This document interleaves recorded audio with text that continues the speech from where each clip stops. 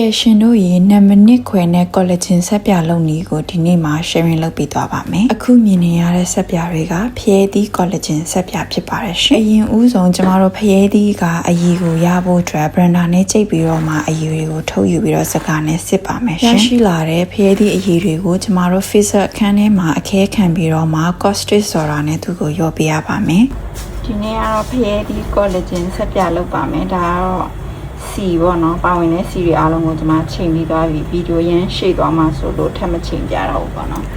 ပြီးတော့ဒါကတော့ collagen ကို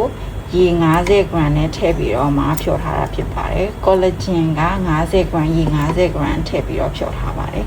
ဒါဆိုရင်တော့ကျမတို့ caustic နဲ့ရောပါမယ်ရှင်အခဲခံထားတဲ့ဖျဲသီးအရည်ကိုကျမတို့ caustic နဲ့ရောပြီးတော့မှ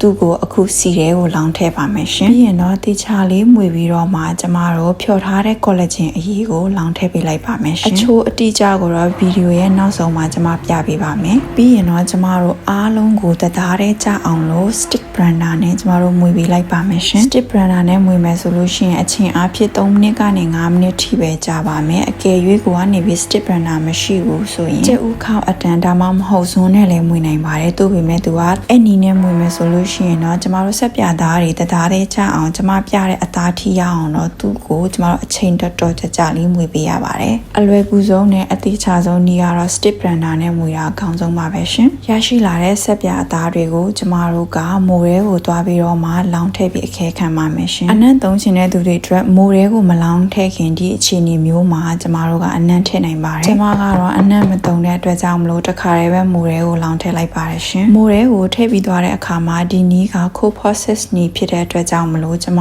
တို့အပြင်မှာခဲသွားအောင်24နာရီ36နာရီထားပေးရပါမယ်သူ့ကိုကျမတို့ကလောင်းထည့်ပြီးသွားတဲ့အခါမှာမိမိလူချင်တဲ့ပုံစံလေးတွေကိုလည်းပုံဖော်နိုင်ပါတယ်ရှင် CP လို့ခေါ်တဲ့ cold process နီးနဲ့လုပ်တဲ့ဆက်ပြအများစုကလုပ်ပြီးတာနဲ့ကျမတို့တန်းသုံးလို့မရပါဘူးအခဲဖြစ်သွားတဲ့ရမစပြီးတော့မှကျမတို့လီဖြတ်ပြီးသွားတဲ့အခါမှာသူ့ကိုလီဝင်လီထွက်ကောင်းတဲ့နေရာမှာ၄ဘက်ကနေပြီးတော့မှ၈ဘက်ထိအပြင်မှာထားတာပြီးမှဒါလင်းကျမတို့အသားရည်အတွက်ပြန်ပြီးတော့အသုံးပြုနိုင်မှာဖြစ်ပါတယ်ဒီနည်းက sodium hydroxide ကိုကင်တွယ်ရတဲ့နည်းဖြစ်တဲ့အတွက်ကြောင့်မလို့အသေးစိတ်ကိုလေ့လာခြင်းနဲ့ဆိုရင်ပြန်မလုပ်ခင်မှာကျွန်မအရင်ကတင်ထားပေးတဲ့ဗီဒီယိုမှာတေချာလေ့လာပြီးတော့မှပြန်လုပ်ကြည့်ပါနော်အားလုံးကိုကျေးဇူးပါ bye bye